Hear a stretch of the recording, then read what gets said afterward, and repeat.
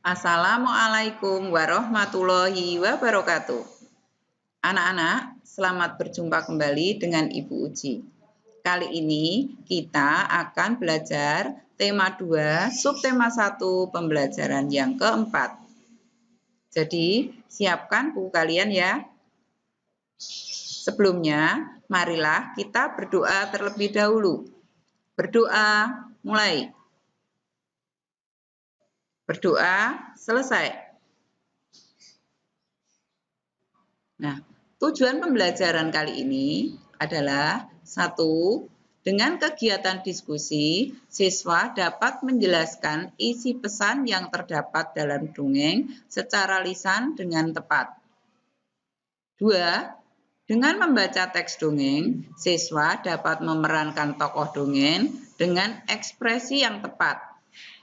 3. Dengan kegiatan diskusi, siswa dapat menyebutkan arti penting meminta maaf kepada sesama manusia sebagai perwujudan pengamalan sila Pancasila yang dilambangkan dalam Garuda Pancasila. 4. Dengan mengingat kembali peristiwa yang telah dialami, siswa dapat menceritakan pengalaman meminta maaf kepada teman dengan lancar sebagai perwujudan pengamalan sila Pancasila yang dilambangkan dalam Garuda Pancasila. 5. Dengan memperhatikan gerakan guru, siswa dapat menjelaskan prosedur kombinasi gerakan memutar dan meliuk dengan tepat. Dan yang keenam, dengan memperhatikan gerakan guru, siswa dapat mempraktekkan prosedur kombinasi gerakan memutar dan meliuk. Perhatikan anak-anak, unsur intrinsik dongeng. Dongeng biasanya mengandung unsur intrinsik yaitu tema, alur, tokoh, penokohan, latar, dan amanat. Perhatikan penjelasannya. Yang pertama, tema.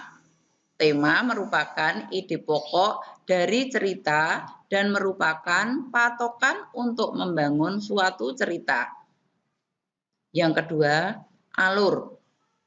Alur merupakan jalan cerita yang diurutkan berdasarkan sebab akibat atau berdasarkan urutan waktu.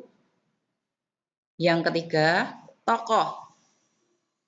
Tokoh adalah peraga dalam dongeng. Yang keempat, penokohan.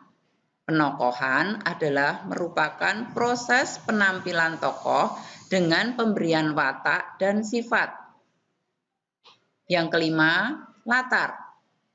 Latar merupakan salah satu unsur pembentuk cerita yang menunjukkan di mana dan kapan rangkaian-rangkaian cerita itu terjadi.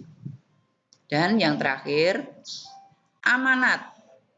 Amanat adalah merupakan pesan yang ingin disampaikan pengarang kepada pembaca melalui cerita yang dibuatnya. Perhatikan anak-anak, dongeng. Simaklah dongeng tentang bunga melati yang baik hati. Siapa sajakah tokoh-tokoh dalam cerita bunga melati yang baik hati? Nah, tokoh-tokohnya adalah 1. Bunga sedap malam.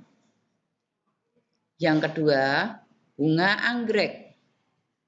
3. Bunga mawar biru. Dan yang keempat, bunga melati.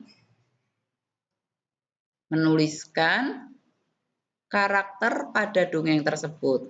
Anak-anak bisa menuliskan karakter-karakter yang ada dalam dongeng bunga melati yang baik hati. Anak, kita lanjutkan ya. Permintaan maaf.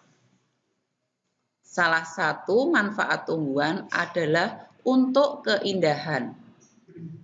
Di rumah Dayu banyak bunga ditanam dalam pot. Dayu senang merawat bunga-bunga dalam pot. Suatu hari, Dayu sedang merasa bingung. Ia telah memecahkan pot bunga kesayangan ibu. Ia ingin meminta maaf kepada ibu, tetapi takut dimarahi. Bagaimana seharusnya Dayu bersikap?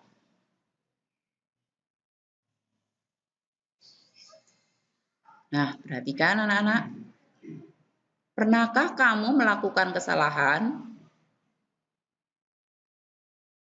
Apakah yang kamu lakukan saat setelah melakukan kesalahan? Nah, benar. Ketika kita melakukan kesalahan, sebaiknya kita meminta maaf. Karena dengan meminta maaf, kita akan merasa lega. Hubungan dengan orang lain akan tetap baik. Untuk meminta maaf, diperlukan keberanian. Anak-anak pemberani akan meminta maaf jika telah melakukan kesalahan. Nah, anak-anak, kalian bisa menceritakan pengalaman kalian meminta maaf kepada teman-teman kalian. Kalian bisa membuat cerita. Ya, coba kalian bisa berlatih di rumah ya. Jadi diceritakan pengalamanmu meminta maaf kepada teman. Kita lanjutkan anak-anak. Ini melakukan kegiatan olahraga. Marilah kita perhatikan gerakan-gerakan dalam gambar berikut ini. Yuk kita lakukan gerakan yang pertama, yaitu badan berdiri tegak.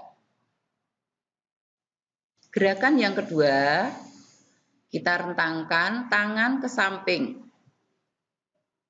Pada gambar yang ketiga, putarlah tangan ke depan 3 kali dan ke belakang 3 kali.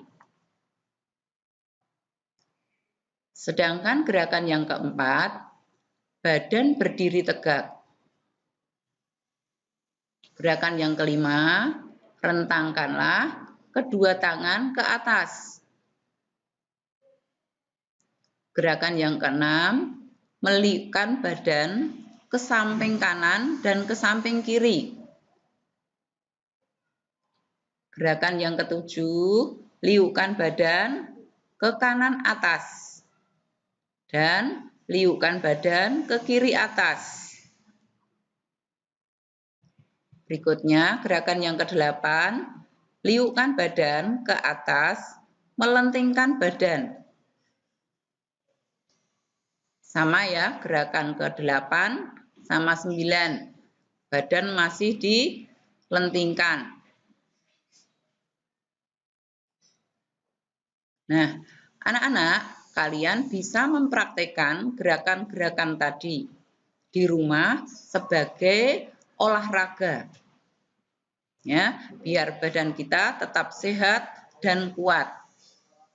Demikian pembelajaran kali ini anak-anak. Selamat mencoba, selamat belajar. Terima kasih, semoga bermanfaat. Assalamualaikum warahmatullahi wabarakatuh.